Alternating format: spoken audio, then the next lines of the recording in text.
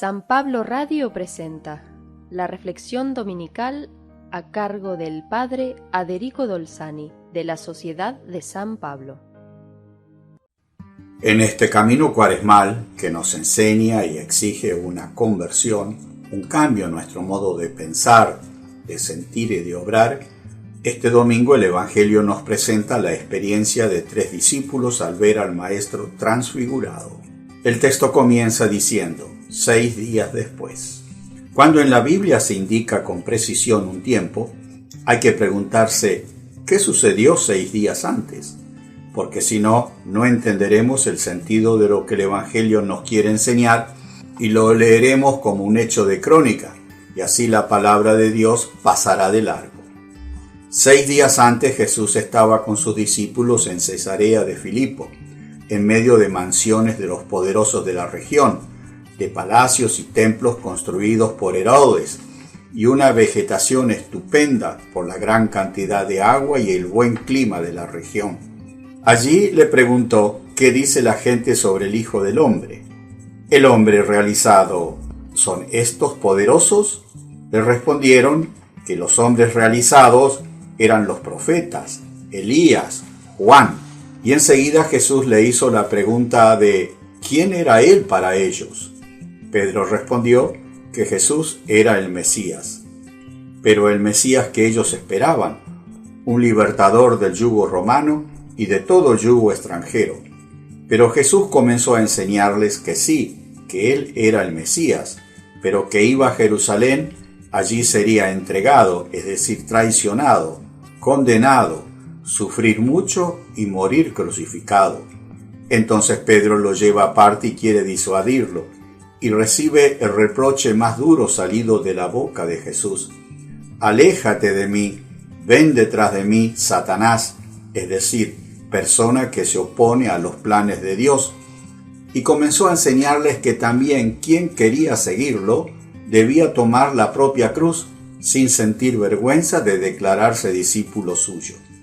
Podemos imaginar el terremoto interior que este episodio y las enseñanzas de Jesús provocaron en la mente y el corazón de los discípulos. Dudas, esperanzas, seguridades, fe en Yahvé, los proyectos de vida presente y futuros que se mezclan y necesitan encontrar urgente un nuevo equilibrio. Todo se derrumbaba. Jesús toma a Pedro, Santiago y Juan y los lleva a un monte, no necesariamente una montaña, sino un lugar solitario, silencioso. Allí se transfigura delante de ellos. El texto griego original usa la palabra metamorfosis. Parece una cosa, pero en realidad es otra, como un gusano que nos puede generar rechazo, pero que en realidad es una hermosa mariposa que causa nuestra admiración. Jesús parecerá vencido, crucificado, que era la muerte más infame. Y esto fue lo que provocó el rechazo de Pedro y sus compañeros. Además, después Jesús comenzó a enseñarles que esa era la exigencia para todo discípulo suyo. Delante de los 3 aparecen Moisés y Elías, es decir, la ley y los profetas, avalando la metamorfosis de Jesús y abriendo su inteligencia a una comprensión de las Escrituras que hasta entonces ni imaginaban. Esa experiencia de Dios los hizo felices, tanto que desearon permanecer así por largo tiempo, y ofrecen hacer 3 tiendas. No quiere decir que Jesús, Moisés y Elías las necesitaran, sino que los discípulos querían que ese momento perdurara.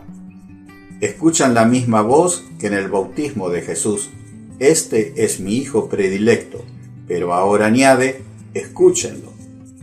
De pronto ya no vieron a nadie, y solo estaba Jesús, que los invita a bajar y a no decir nada hasta su resurrección de los muertos. En nuestro camino cuaresmal, las exigencias del Evangelio nos pueden asustar, como sucedió a los discípulos.